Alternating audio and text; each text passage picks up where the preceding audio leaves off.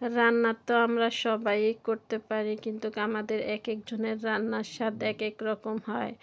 Hello everyone, আসসালামু আলাইকুম। আমার নতুন আরেকটা ভিডিওতে তোমাদের সবাইকে জানাচ্ছি স্বাগতম।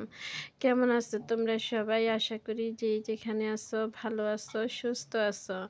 আলহামদুলিল্লাহ, আল্লাহর অশেষ রহমতে আমিও ভালো আছি।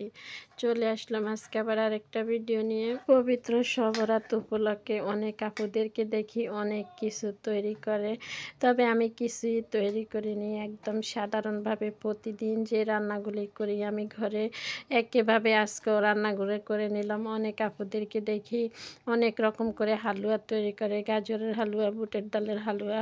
অনেক আপুদেরকে দেখলাম আলু দিয়ে হালুয়া তৈরি করে। যার যেমন ভালো লাগে এমনই তৈরি করে খায়, কিন্তু হালুয়াগুলো দেখতে খুবই সুন্দর লাগে। যারা মিষ্টি খাবার পছন্দ করে তাদের কাছে কিন্তু ওই হালুয়াগুলা খেতে খুবই ভালো লাগে।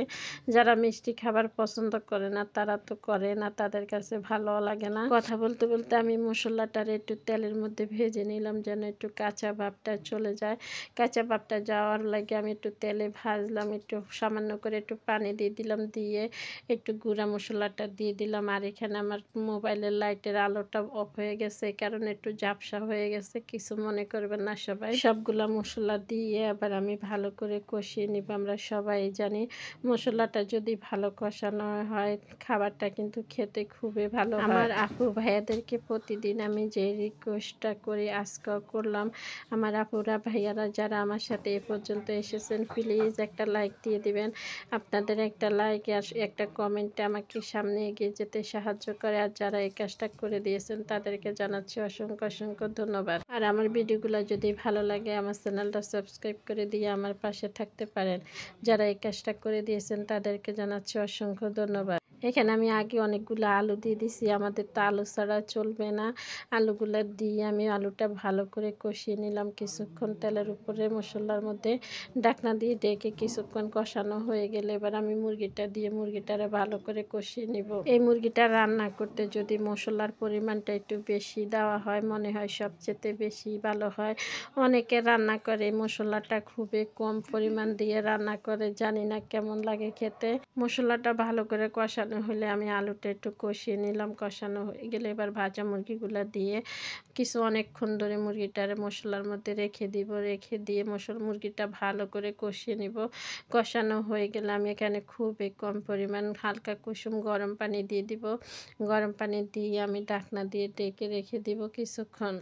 গরম পানি দিয়ে দিলাম, গরম পানি দিয়ে আমি ঢাকনা দিয়ে ডেকে রেখে দিব। এভাবে রান্নাটা হয়ে যাবে। এপাকে আমি ঘরের অনেকগুলা কাজ করে নিব। আমরা যারা কাজ করতে পারি তারা কিন্তু কাজ করতে সময় লাগে না, যত কাজের একটু জানলেই হয়।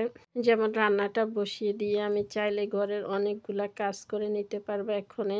এই যে পাকে আমার রান্নাটা হয়ে যাবে। আর এই যে পানি দিয়ে আমি ঢাকনা দিয়ে ডেকে রেখে দিব। দেখেন কালারটা কিন্তু খুবই সুন্দর একটা কালার আসছে, দেখতে কিন্তু খুবই সুন্দর দেখা যাইতেছে। মুরগির সাথে খাওয়ার জন্য আমি এখানে অনেকগুলা রুটি তৈরি করে নিলাম। রুটিগুলা একদিন তৈরি করলে এক সপ্তাহ পর্যন্ত এভাবে রেখে দেওয়া যাবে, একটার সাথে একটা লেগে যাবে না। এই রুটিগুলা এভাবে রেখে দিয়ে আমি একদিন বানালে কয়েকদিন চলে যায় রুটি।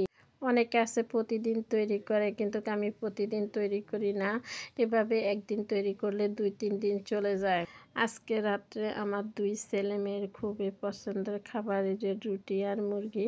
আজকের ভিডিওটা একটু পর্যন্তই। সবাই ভালো থাকবেন, সুস্থ থাকবেন। আল্লাহ হাফেজ, আসসালামু আলাইকুম। আর আমার ভিডিওটা যদি ভালো লাগে আমার চ্যানেলটা সাবস্ক্রাইব করে দিয়ে আমার পাশে থাকবেন।